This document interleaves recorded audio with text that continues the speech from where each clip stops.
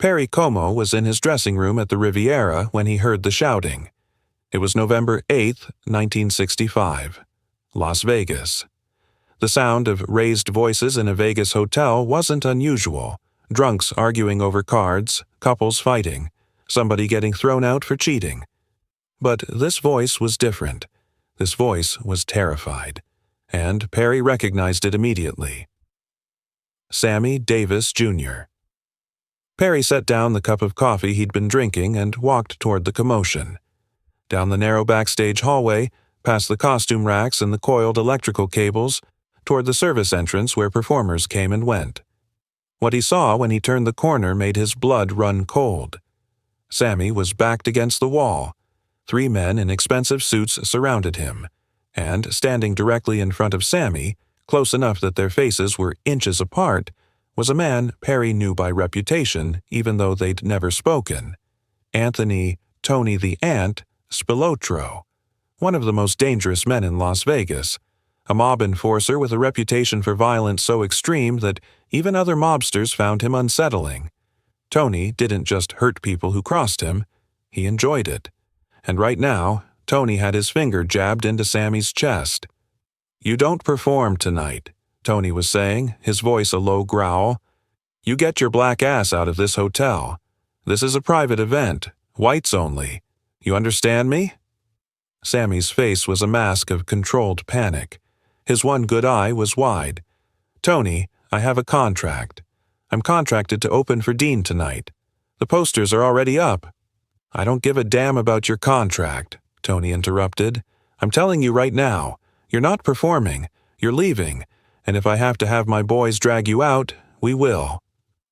Perry Como stood there in the shadows for maybe 3 seconds, long enough to understand exactly what was happening, long enough to calculate the risk of what he was about to do. Then he stepped forward into the light. "Excuse me, gentlemen." All 4 men turned. Tony's eyes narrowed when he saw Perry. Sammy's face flooded with relief and terror at the same time. Relief that someone had arrived, terror that Perry might get hurt trying to help. "Mr. Como," Tony said, his voice shifting slightly. Not friendly, but more controlled. Tony knew who Perry was. Everyone in Vegas knew who Perry was. "This doesn't concern you. This is between me and Sammy here." "Actually," Perry said calmly, walking closer, "I think it does concern me." Tony's jaw tightened. "How do you figure that?" Perry looked at Sammy, then back at Tony. His voice was steady, conversational, like they were discussing the weather. "Because Sammy is performing here tonight. And if Sammy doesn't perform, I have a problem." "What kind of problem?" Tony asked, his voice dropping an octave. It was a warning tone. The tone that said, "Be very careful what you say next." Perry Como smiled. That famous Perry Como smile. Warm, calm, completely unafraid. "The kind of problem where I don't perform either." The hallway went silent. Even the distant sound of slot machines seemed to fade. Tony stared at Perry like he'd just spoken in a foreign language. "Say that again?" "If Sammy doesn't perform tonight," Perry repeated, slower this time, "then I don't perform tonight. It's very simple." To understand what Perry Como just did, you need to understand Las Vegas in 1965. This wasn't a city run by corporations and shareholders. This was a city run by men like Tony Spilotro, men who settled disputes with baseball bats and shallow graves in the desert, men who owned the casinos, the hotels, the shows, the dealers, the waitresses, everything, and the entertainers. They were employees. Highly paid, sure. Treated well, absolutely. But at the end of the day, they did what they were told. You didn't tell the mob no in Las Vegas in 1965. You just didn't. Especially if you were talking to Tony Spilotro. Tony had a history that Perry knew about. Everyone knew about. He'd been linked to dozens of murders, disappearances. People who said the wrong thing to Tony had a habit of never being seen again. The FBI had files on him thick as phone books, but they could never make anything stick because witnesses had a funny way of losing their memory, or their lives, before trial. And here was Perry Como, wholesome, cardigan-wearing, your favorite grandfather, Perry Como, telling Tony Spilotro that he was going to walk away from a sold-out show worth tens of thousands of dollars if Sammy didn't perform. Tony took a step toward Perry. He was shorter than Perry, but broader, thicker, a block of muscle and menace. "Mr. Como, I don't think you understand the situation here." "I understand it perfectly," Perry said, not moving an inch. "You're telling Sammy he can't perform because of the color of his skin, and I'm telling you that if that's how things are going to be, then you don't have a show tonight, because I won't be part of it." One of Tony's guys, a huge man with a scar across his cheek, stepped forward. "Tony, you want me to—" Tony held up a hand, stopping him. His eyes never left Perry's face. "Do you know who I am?" "Yes," Perry said simply. "Do you know what I could do to you?" "I imagine quite a lot." "Then why?" Tony asked, genuine curiosity creeping into his voice. "Are you standing here making threats?" "I'm not making threats," Perry said. "I'm making a choice, and I'm telling you what that choice is." Tony laughed. It wasn't a friendly laugh. "A choice? You think you have a choice here?" "Everyone has a choice, Tony." The use of his first name, no Mr. Spilotro, no deference, made Tony's eyes flash with anger. But Perry continued before he could respond. "Look, I know how Vegas works. I know who runs what and who answers to who. I'm not naive, but here's the thing about me, Tony. I don't need this gig. I don't need the money. I don't need the fame. I've got a nice house in New York. I've got a family. I've got everything I need." Perry gestured toward Sammy, who was still pressed against the wall, watching this unfold with disbelief. "But Sammy? He's got a contract. He's got people counting on him. He's got a career. And more importantly, he's got talent. Real talent. The kind of talent that doesn't come around very often. And you're telling him he can't use it because of something he can't control? Because of how he was born?" "This ain't about talent," Tony said coldly. "This is about the people paying for this event. High rollers, private party. They don't want what?" Perry interrupted. His voice was still calm, but there was steel underneath now. "They don't want to be entertained by one of the greatest performers in the world? They don't want to see someone who can sing, dance, play instruments, do comedy, all at the same time? They don't want that because he's black." "That's right," Tony said flatly. Perry nodded slowly. "Then they're idiots, and I don't perform for idiots." Tony's face went dark. "You're making a big mistake, Como." "Maybe," Perry said, "but it's my mistake to make. You know what happens to people who cross me. I've heard the stories. And you're still standing here?" "Yes." "Why?" Perry looked at Sammy, then back at Tony. And when he spoke, his voice was quiet but clear as a bell. "Because somebody has to." The silence that followed was suffocating. Tony Spilotro was staring at Perry Como like he was trying to solve a puzzle.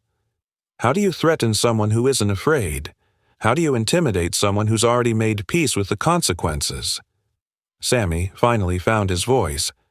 "Perry, don't do this. I'll leave. It's okay. I don't want you to—" "Sammy," Perry said gently, not taking his eyes off Tony, "you're not leaving. You're performing tonight, just like your contract says." Tony was breathing hard now. His hands were clenched into fists. Perry could see the rage building behind his eyes. This was the moment where Tony either backed down or did something they'd all regret. "You really willing to lose $100,000 for him?" Tony asked through gritted teeth. "I'm willing to lose everything," Perry said simply, "because if Sammy can't perform here, then this isn't a place I want to work." "Nobody walks away from me," Tony growled.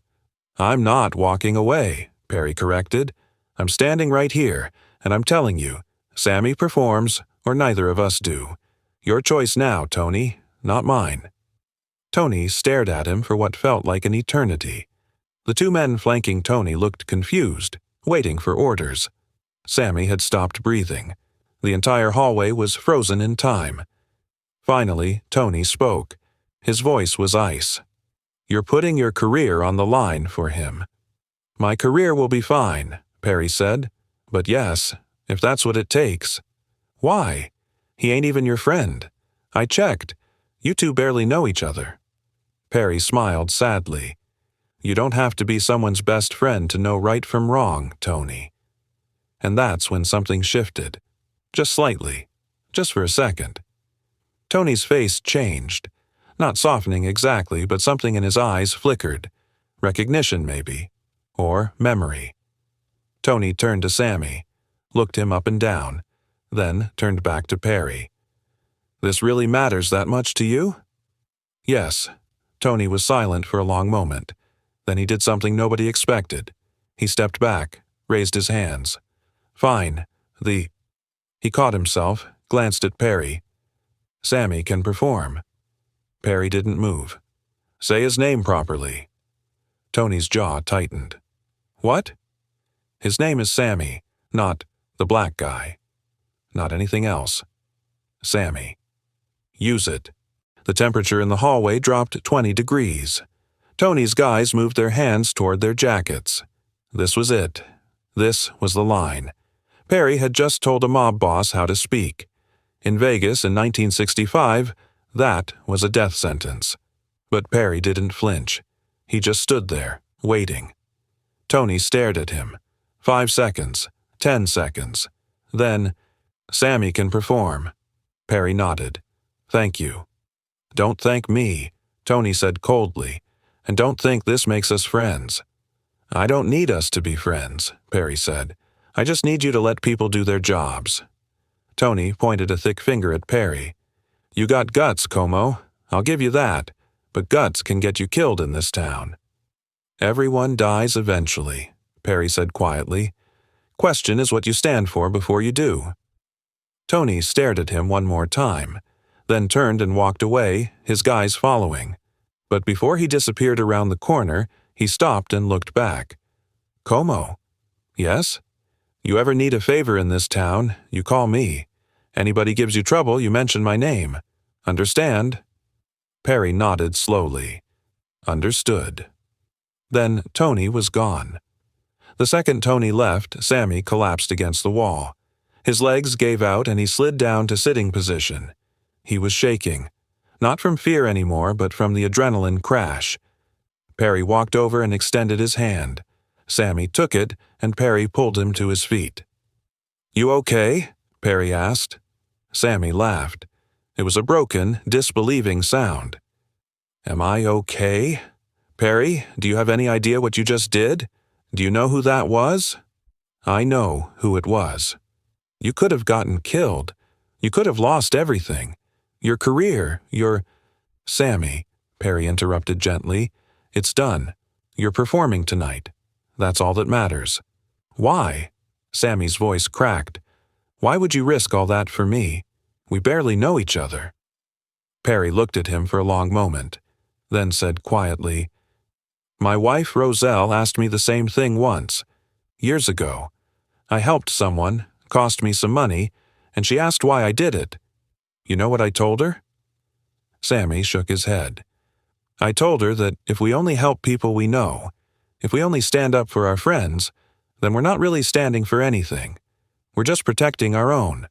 Real character is what you do for people who can't do anything for you in return. Sammy's eye filled with tears. I'll never forget this. Forget what? Perry smiled.